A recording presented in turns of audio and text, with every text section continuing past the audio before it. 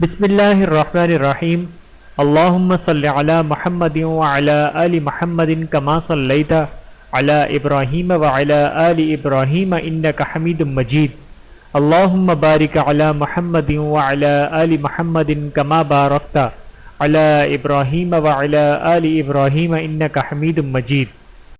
بسم اللہ الرحمن الرحیم۔ منہیات کا انسائکلوپیڈیا۔ رک جائیے، اللہ اور اس کے رسول صلی اللہ علیہ وآلہ وسلم نے منع کیا ہے۔ المنہیات من الاحادیث النبوی صلی اللہ علیہ وآلہ وسلم۔ بسم اللہ الرحمن الرحیم۔ نمبر 4، کتاب الزکاة، زکوٰۃ کے مسائل۔ فرمان باری تعالیٰ ہے وَوَيْلٌ لِّلْمُشْرِكِينَ الَّذِينَ لَا يُؤْتُونَ الزَّكَاةَ، سورہ حامیم سجدہ آیت نمبر 7۔ ترجمہ: ہلاکت ہے ان مشرکوں کے لیے جو زکوٰۃ ادا نہیں کرتے۔ فرمان نبوی صلی اللہ علیہ وآلہ وسلم، زکوٰۃ ادا نہ کرنے والا روز قیامت آگ میں ہوگا۔ بحوالہ جامع صغیر۔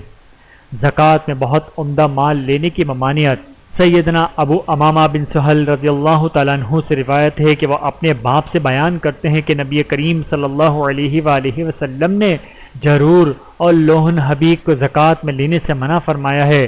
توضیح: حدیث میں موجود جرور اور حقیق گھٹیا کھجوروں کی 2 قسموں کا نام ہے، یعنی زکوٰۃ میں گھٹیا قسم کا مال نہیں دینا چاہیے۔ واللہ اعلم۔ بحوالہ سنن ابی داود۔ المنہیات، اس باب میں ان منہیات کو ذکر کیا جائے گا جو کتاب الزکاة سے تعلق رکھتی ہیں لیکن سابقہ روایت میں ان کا ذکر نہیں ہوا۔ نمبر 1، زکوٰۃ میں بوڑھا، بھینگا، عیبدار جانور دینے کی ممانعت۔ نمبر 1، سیدنا عبداللہ بن معاویہ رضی اللہ تعالیٰ عنہ سے مروی ہے کہ رسول اللہ صلی اللہ علیہ وآلہ وسلم نے فرمایا، کوئی شخص بھی بطور زکوٰۃ بوڑھا، عیبدار، بیمار اور بدترین یا چھوٹا جانور نہ دے بلکہ اپنے اوسط درجے کے اموال میں سے زکوٰۃ دے۔ بحوالہ سنن ابی داود۔ نمبر 2، سیدنا ابو بکر رضی اللہ تعالیٰ عنہ کی تحریر میں یہ بات تھی کہ زکوٰۃ کی مد میں بوڑھا، بھینگا اور سانڈ نہ لیا جائے الا یہ کہ زکوٰۃ دینے والا شخص سانڈ خود دینا چاہے۔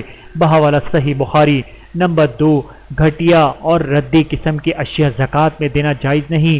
ارشاد باری تعالیٰ ہے، اے ایمان والو، اپنی پاکیزہ کمائی میں سے اور زمین سے تمہارے لیے ہماری نکالی ہوئی چیزوں میں سے خرچ کرو، اور ان میں سے بڑی چیزوں کو خرچ کرنے کا قصد نہ کرنا جسے تم خود لینے والے نہیں ہو۔ ہاں، اگر آنکھیں بند کر لو، یعنی جس طرح تم خود لے رہے ہو چیز لینا پسند نہیں کرتے، اس طرح اللہ کے راہ میں بھی ایسی چیزیں خرچ مت کرو۔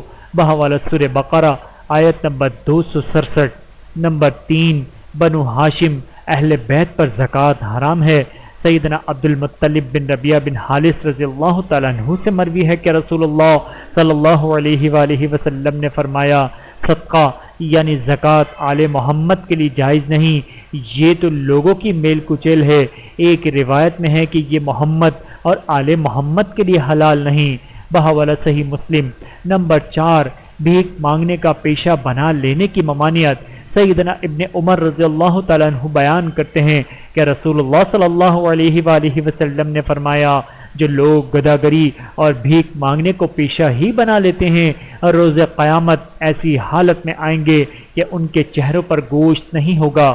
بحوالہ صحیح بخاری۔ نمبر 5، زکوٰۃ میں حیلہ اختیار کرنے کی ممانعت۔ سیدنا انس رضی اللہ تعالیٰ عنہ سے روایت ہے، وہ بیان کرتے ہیں کہ رسول اللہ صلی اللہ علیہ وآلہ وسلم نے فرمایا، زکوٰۃ کو ادا کرنے کے خوف سے متفرق جانوروں کو اکٹھا کر لینا یا ایک ریوڑ کے جانوروں کو متفرق کر دینا جائز نہیں ہے۔ بحوالہ صحیح بخاری۔ اللہ تعالی ہم سب کو عمل کرنے کی توفیق عطا فرمائے، آمین ثم آمین۔ ویڈیو دیکھنے کا بہت شکریہ۔ مزید ویڈیوز دیکھنے کے لیے ہمارے چینل کو سبسکرائب کریں۔ اگر ویڈیو پسند آئے تو لائک کریں۔ اچھی بات کو دوسروں تک پہنچانا صدقہ جاریہ ہے۔ جزاکم اللہ خیرا کثیرا۔